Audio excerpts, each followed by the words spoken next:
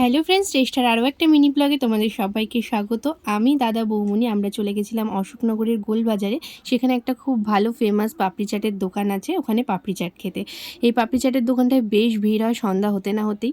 তো এরপরে আমাদেরও লাইন চলে আসলো আর আমরা নিয়ে নিলাম 1 প্লেট পাপড়ি চাট।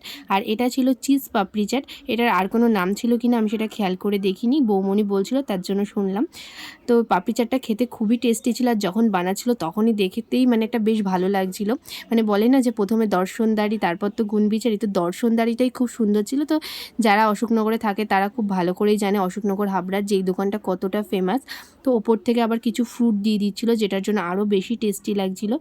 এরপরে আমরা ওখান থেকে খাওয়া দাওয়া করে বেরিয়েছিলাম, কিছু কেনাকাটা করেছিলাম, ঘুরেছিলাম। তো সেগুলো আমি তোমাদের সাথে নেক্সট পার্টে শেয়ার করবো। আর দেখো আমাদের কিন্তু দিয়েও দিয়েছে, আর আমি খেয়েও নিলাম, খুব ভালো হয়েছিল খেতে। এখান থেকে বিভিন্ন ধরনের পাপড়ি চাট আমার টেস্ট করা হয়ে গেছে। এরপরে ভেলপুরি নিয়ে আমরা বেরিয়ে পড়লাম অন্য জায়গায়, তো সেটা তোমাদের সাথে শেয়ার